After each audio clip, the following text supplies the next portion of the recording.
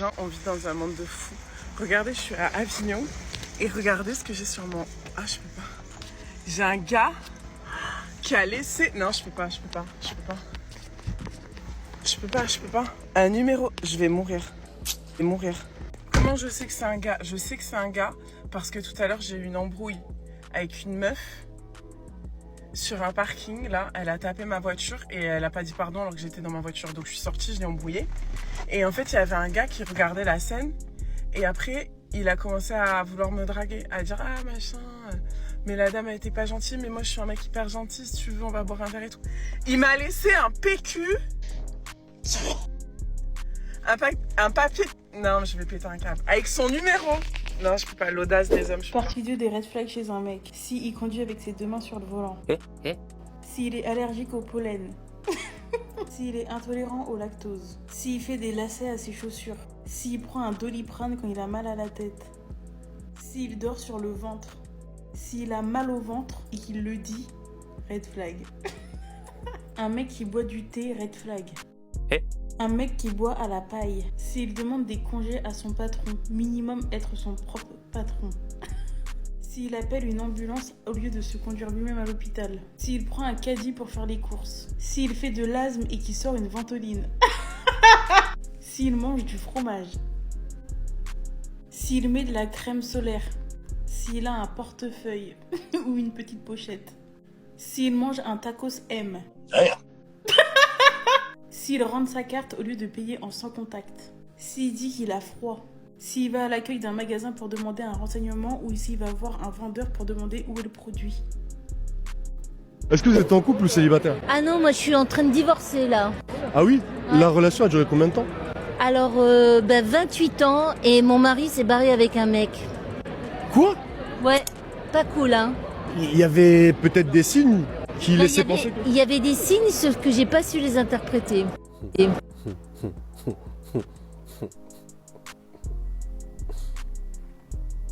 En fait, ça c'est de la sorcellerie.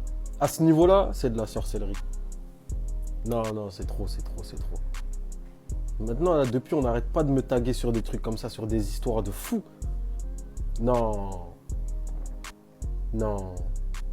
En fait, ce que les gens comprennent pas, c'est que en fait, ça peut rendre des gens fous. Tu peux briser carrément, tu peux vraiment briser des gens.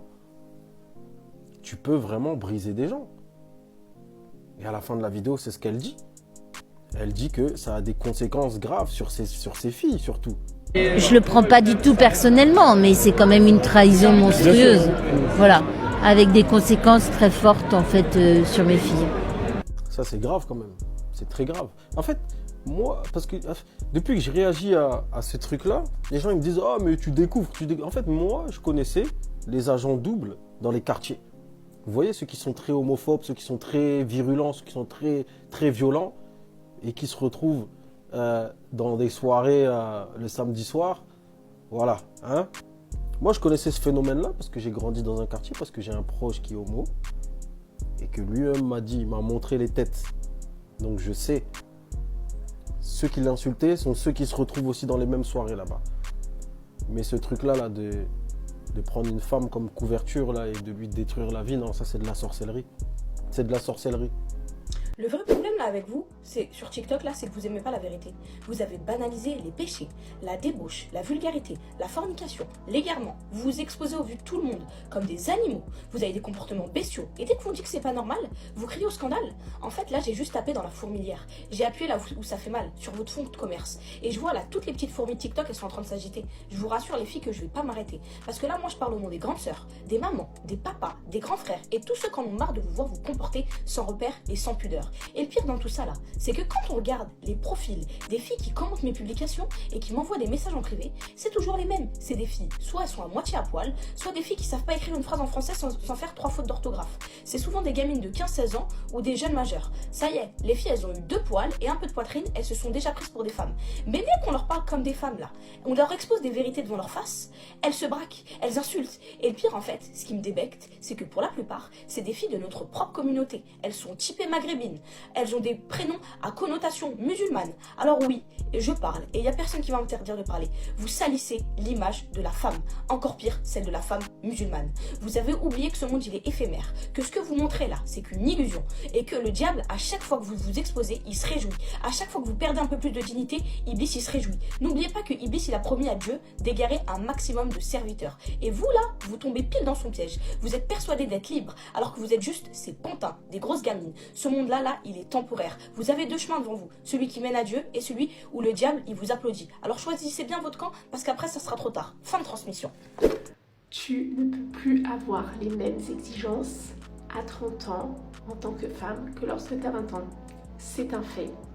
Effectivement, tu as une plus-value qui fait qu'à 20 ans, tu auras beaucoup plus de choix. De ce fait, tu pourras te permettre d'être beaucoup plus exigeante et de choisir celui que tu veux, parce que tu auras un max de choix. Mais tu verras, passer la trentaine en tant que femme, tu auras beaucoup moins de choix.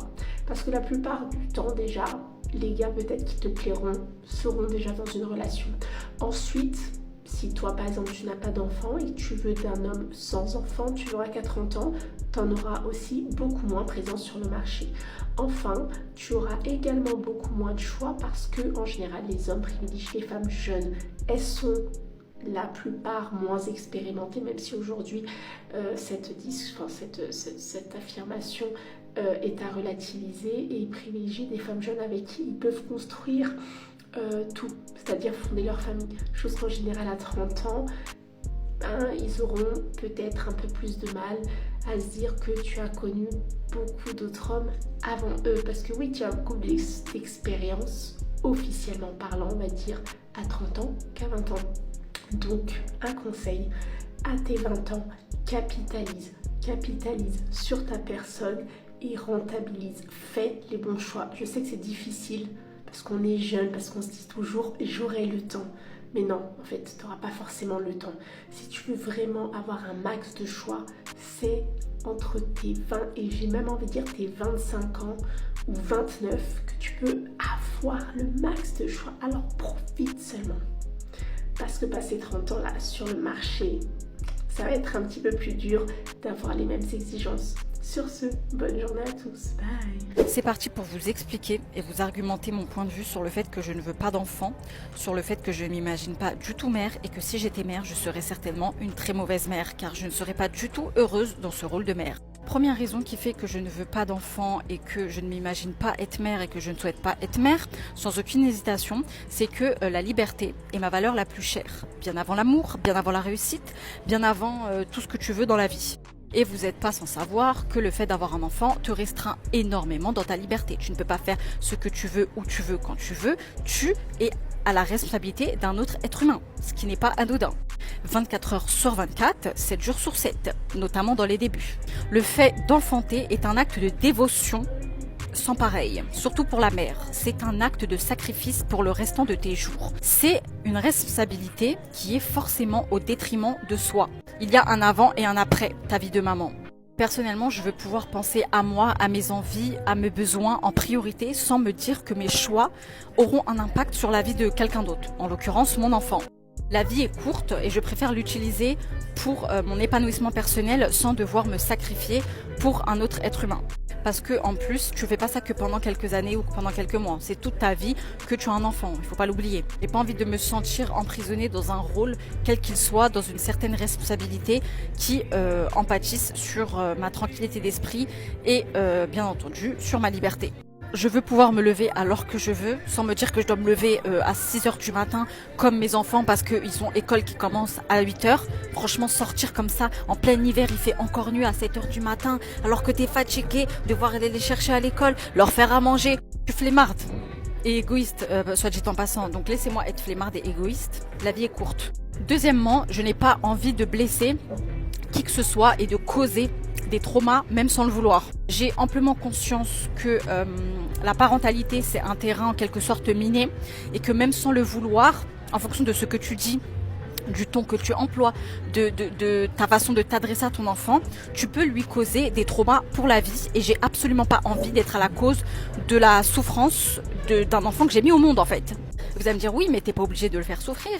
Tu peux communiquer avec lui d'une manière où voilà, bienveillante, tout. Ouais, mais non, j'ai pas la patience en fait. Moi, je suis une meuf qui crie. Moi, je suis une meuf qui m'énerve vite. Je ne veux pas m'imposer cette patience de toujours peser mes mots, de toujours faire attention au ton que j'emploie, aux mots que j'emploie, de pas m'énerver, d'être patiente. J'ai la flemme et j'ai pas envie. Ensuite, il faut savoir que d'un point de vue santé, médicale, etc., l'idée de porter un enfant dans mon corps me terrifie. Mais me terrifie d'une manière que vous ne réalisez pas, je crois. Vraiment, l'idée qu'il y a un humain qui est en train de se fabriquer dans mon corps, là, dans mon ventre, je trouve ça terrifiant. Même si c'est la nature et c'est beau, moi ça me fait peur. Pour ceux qui me connaissent, vous savez que je suis hypocondriaque et qu'un simple mal de dos ou même un simple rhume me fait entrer dans des états émotionnels pas possibles où j'ai l'impression que jamais je me remettrai de cette épreuve.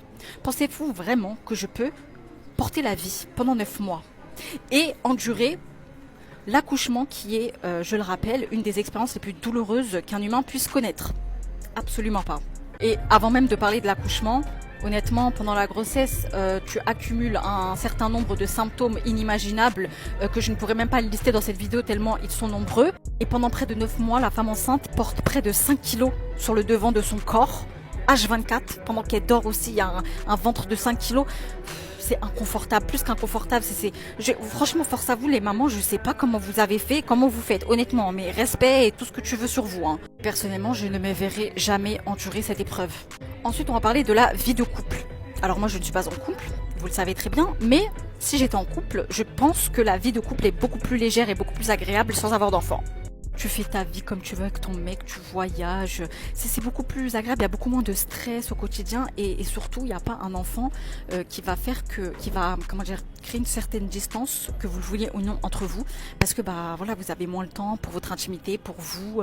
Il y a plein de parents qui se perdent dans la parentalité par rapport à ça également, même si je ne contredis pas le fait que de fonder un foyer c'est merveilleux, c'est magnifique, forcément la vie de couple va en pâtir un petit peu quoi. Et je pense que c'est beaucoup plus agréable d'être en couple sans avoir d'enfant. Et pour faire le lien avec la vie de couple et les relations, autre argument qui fait que je ne veux pas d'enfant, c'est que un enfant te lie à vie avec une personne, donc à savoir ton partenaire, même si il y a plus de relation, même si vous avez rompu, alors que potentiellement t'as pas du tout envie d'avoir de lien avec elle, auquel cas il y a eu rupture, tromperie, gros problèmes qui font que t'as plus du tout envie de devoir communiquer avec cette personne-là.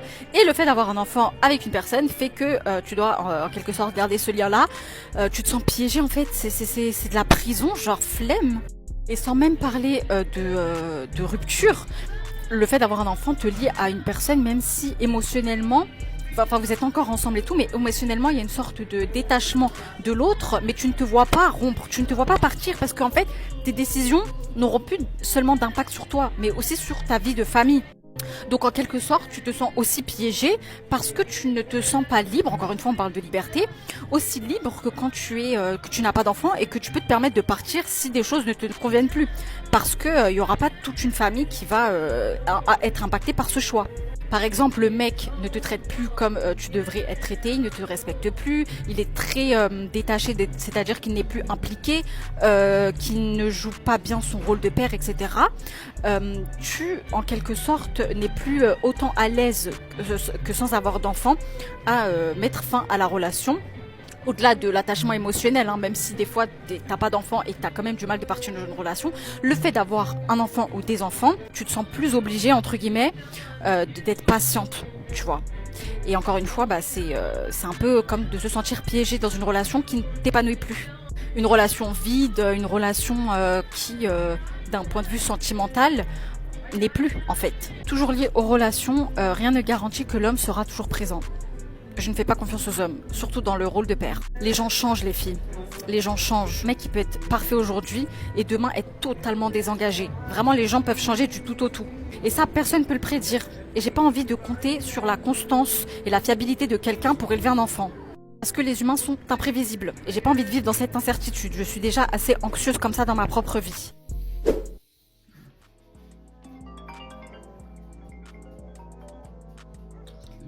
Allô? Ouais, je veux dire, ça va? Bien. Ouais, je te dérange pas? Ouais, tu veux quoi? Ben, je vais faire le point sur notre relation. Ouais, tu vas voir quoi? Ben franchement, je vais pas te mentir, je sors plus de chez moi, je mange plus, j'ai perdu plus de 10 kilos, je suis pas bien, mes copines elles veulent même plus me voir tellement je suis en boucle. Ah ouais, c'est dur. Ben ouais, mais du coup j'aimerais savoir si on est toujours ensemble en fait. Je vais réfléchir sur la question là. C'est-à-dire que tu vas réfléchir, je suis censée faire quoi moi en fait là? Je vais y songer là, Le temps que j'ai réfléchi, toi, tu vas rester chez Watt là. Tu restes chez Watt, tu sors pas. Tu restes chez Watt. Mais t'es sérieux toi? Ouais. Et toi tu vas être où? Moi je vais réfléchir, je vais y songer, je vais me poser à tête reposée, je vais voir. Faire le point. Je vais faire le point. Mais tu te rends pas compte en fait, il y a des mecs qui rêveraient d'être avec moi et moi je suis en train de bloquer. Raconte-moi pas ta vie, je m'en bats les couilles, voilà. Voilà, je m'en bats les couilles. T'inquiète pas, moi aussi, que blanc les meufs elles me veulent, je te le dis. Voilà. Donc c'est quoi, c'est fini? Je t'ai dit, je vais y songer, je vais faire le point. Moi, je vais faire le point, t'as capté? Juste toi, tiens-toi à carreau. Voilà.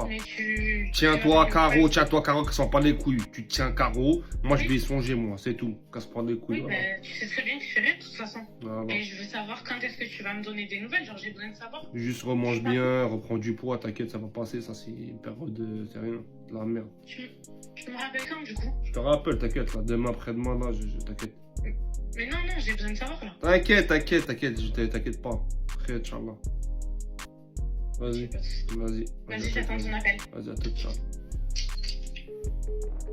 Casse pas les couilles, toi. Voilà. Je vais jamais te marier, de toute façon. Bah du coup il a même pas répondu à mon message. Donne-nous le contexte s'il te plaît. Je me suis mise sur Hinge parce que je me fais chier, d'accord? Pour une fois qu'un homme me like en retour, il me dit tu fais quoi dans la vie? Je lui dis je cherche du travail actuellement. Est-ce que c'est un crime d'être au chômage? Non. Mais tout à l'heure en ouvrant l'application il m'avait unmatché. Je résume hein. Un mec de Hinge m'a unmatch parce que je suis au chômage. Voilà. Imaginez les gens qui se font licencier comme des grosses merdes. Moi, mon entreprise m'a juste dit, Mel, on ne veut pas te garder. Casse-toi. Bah, je crois que le mec, il t'a dit pareil. La vie que je veux, je l'ai pas. Tu sais quoi, moi, je suis faite pour être riche. J'ai le principe d'être Capricorne, ascendant pauvre. Moi, je suis Bélier, ascendant vie de merde. Le chemin que j'ai envie de prendre est inaccessible. Semer d'embûches et pas d'embauche. C'est une nouvelle semaine de chômage qui commence. Et à quoi tu joues, toi? The Office. Pour te rappeler quand t'avais un travail. En fait, ce qui est sympa, c'est que, contrairement à une semaine de travail, une semaine de chômage, tu peux être en gueule de bois le lundi. Et tous les autres jours, d'ailleurs. Le chômage, hein, ça vous détruit intérieurement. En fait, ça manque un peu le burn-out. Ouais, bah j'en ai fait un il y a pas longtemps. Au chômage? Non, quand je travaillais. Est-ce que tu peux faire des burn-out de chômage? Je pense, ouais. Lucille, t'en penses quoi? Tu peux faire un boring out. Le burn-out des chômeurs, c'est la dépression. C'est une belle journée de chômage chez toi. Hein. Ouais. Comme on les aime, les trad. Il y a la trad wife et il y a la trad chômeuse maintenant. En fait, là, c'est les Hunger Games du chômage. Et genre, on va voir laquelle de nous trouve un travail en premier. Elle m'a fait un tirage, le mois dernier, un tirage de tarot. Le love, c'était de la merde, mais la carrière, c'était flamboyant. Est-ce que ma carrière est flamboyante, là? Non. Là, tu fais une belle carrière de chômeuse, en tout cas. Oui, mais c'est pas une carrière chômeuse. Là, c'est un tout droit, hein. Les gens, ils devraient voter pour savoir laquelle de nous va retrouver du travail en premier. Et fais-moi un clap de fin, là. Oh, ouais, voilà, super, le clap plaid. Clap de chômeuse, vous deux, hein. Allez, bisous. Je suis au lycée là-bas, il y a des meufs qui viennent me voir, elle me dit ouais, ma pote, elle te kiffe, nanana. Je suis en mode ouais, ok, vas-y. Moi, j'ai genre 15 ans à tout péter, frère. Je prends son snap à la meuf, je rentre chez moi, tout ça, nanana. Genre, je fais une sieste parce que quand je rentre chez moi, genre, nous, on finit les cours à 14h. Voilà, 14h30, un bac du jour, quand t'es aux États-Unis, tu finis les cours à 14h. Du coup, genre, je mange, je me réveille. Il est genre, vas-y, 16h à tout péter, frère. Je me réveille. La meuf, le premier snap qu'elle m'envoie, c'est son gros tarpé. Elle me dit, send me that BBC, frère. Je suis en mode, what the fuck? What? Send me that BBC. Mais je te connais même pas, frère. Genre, oui. Elle m'a dit, ouais, viens et tout, je veux qu'on tarot et tout. Je suis en mode, c'est une dinguerie. Et du coup, bah, moi, je suis choqué, genre. Du coup, je dis, fuck, non, jamais de la vie, nanana. J'ai dit, ouais, j'ai peur que tu envoies ça. En fait, je savais qu'elle allait parler avec ses potes, et moi, je m'en souviens. Elle, je voulais pas trop la gérer, je voulais gérer une de ses potos qui était en couple. Et la poto qui était en couple me racontait que son mec, il bandait pas sur elle, tout ça, nanana. Genre, elle m'a raconté des dingueries.